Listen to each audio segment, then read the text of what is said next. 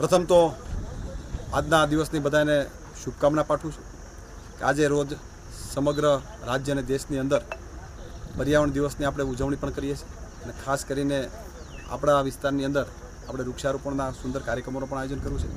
આપણા રાજ્યના આદરણીય મુખ્યમંત્રી આદરણીય ભૂપેન્દ્રભાઈ પટેલ સાહેબ અને નાયબ મુખ્યમંત્રી આદરણીય હર્ષભાઈ સંઘવી સાહેબ અને પ્રદેશ ભાજપના અધ્યક્ષ આદરણીય જગદીશભાઈની સૂચના અનુસાર દરેક વિસ્તારની અંદર વૃક્ષારોપણના કાર્યક્રમો સારી રીતે થાય એનું સંદાજ મારી અમરેલી વિધાનસભાની અંદર અમે 25 જેટલા ગામો નક્કી કર્યા છે અને 51,000 જેટલા વૃક્ષોનું વાવેતર કરવાના છે।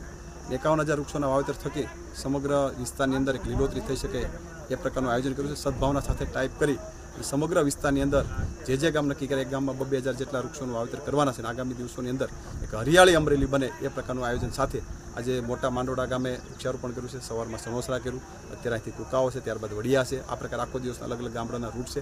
આ સમગ્ર 10 દિવસની અંદર અલગ અલગ ગામડાઓની અંદર ખૂબ સારી રીતે વૃક્ષારોપણના કાર્યક્રમો કરવાના છે।